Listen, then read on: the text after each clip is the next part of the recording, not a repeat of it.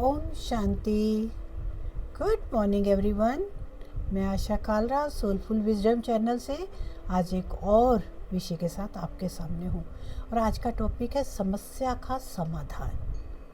जब हमें कोई समस्या घेर लेती है ना, तो हमें उससे जल्दी निजात पा लेना चाहिए।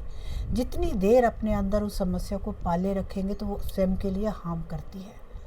तो चलिए सुनते हैं। एक व्यक्ति अपने परिवार, रिश्तेदार, मित्र, मोहल्लों के निवासी, अपनी फैक्ट्री के कार्यकर्ताओं से अति दुखी होकर समाधान हेतु अपने गुरु के पास पहुंचा।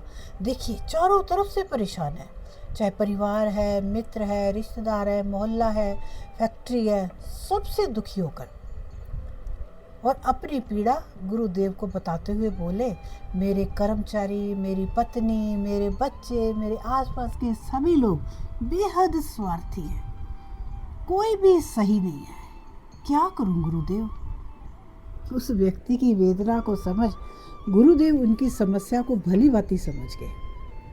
मुस्कान के साथ उन्होंने कहा, पुत्र, निस्संदेह तुम्हारी समस्या अति गंभीर है, समय रहते इसका समाधान आवश्यक है।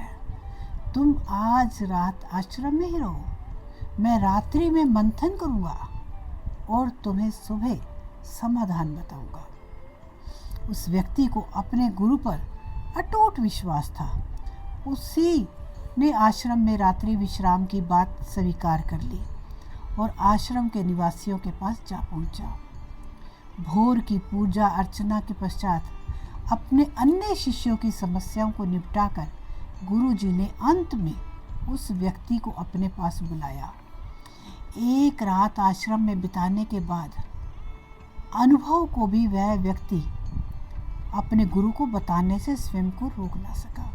घर की बातें लेकर आया था, लेकिन बताने लगा आश्रम की बातें। गुरुजी, आपके आश्रम में भी स्वार्थियों ने अपना डेरा जमा रखा है। हर कोई आपसे कुछ ना कुछ चाह कर ही यहाँ रुका हुआ है। हर इंसान कोई ना कोई इच्छा लेकर आया हुआ है। गुरुदेव ने उसकी हर बात को गंभीरता से सुना और अंत में कहा, मैं तुम्हें एक कहानी सुना रहा हूँ, उसे गंभीरता से सुनना। इस कहानी में ही तुम्हारी समस्या का समाधान छिपा है। तो वो गुरुजी उनको कहानी सुनाने लगे। एक गांव में एक विशेष कमरा था जिसमें 1000 आईने लगे थे।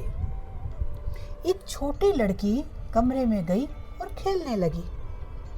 उसने देखा 1000 बच्चे उसके साथ खेल रहे हैं और वो उन बच्चों के प्रतिबिंब को देखकर खुश रहने लगी। जैसे भी वो अपने हाथ से ताली बजाती, सभी बच्चे उसके साथ ताली बजाते। उसने सोचा, यह दुनिया की सबसे अच्छी जगह है और यहाँ वह बार बार आना चाहेगी। बच्ची के प्रस्थान के पश्चात थोड़ी देर बाद इसी जगह पर एक उदास आदमी कहीं से आया। उसने अपने चारों तरफ 1000 दुख से भरे चेहरे देखे, क्योंकि उसका खुद का ही चेहरा उदास था। वह बहुत दुखी हुआ। उसने हाथ उठाकर सभी को धक्का लगाकर हटाना चाहा, तो उसने देखा हजारों हाथ उसे धक्का मार रहे हैं। उसने कहा, यह दुनिया का सबसे खराब जगह है, वह यहाँ दोबारा कभी नहीं आएगा। और उसने वो जगह छोड़ दी। ठीक इसी तरह यह दुनिया एक कमरा है जिसमें हजारों शीशे लगे हैं। जो कुछ भी हमारे अंदर भरा होता है ना, वो ही प्रकृति हमें लौटा देती है। संसार हमें मन के अनुरूप ही दिखता है, इसलिए अपने मन और दिल को साफ रखें। यकीनन तब यह दुनिया आपके लिए स्वर्ग की तरह अनुभव होगी।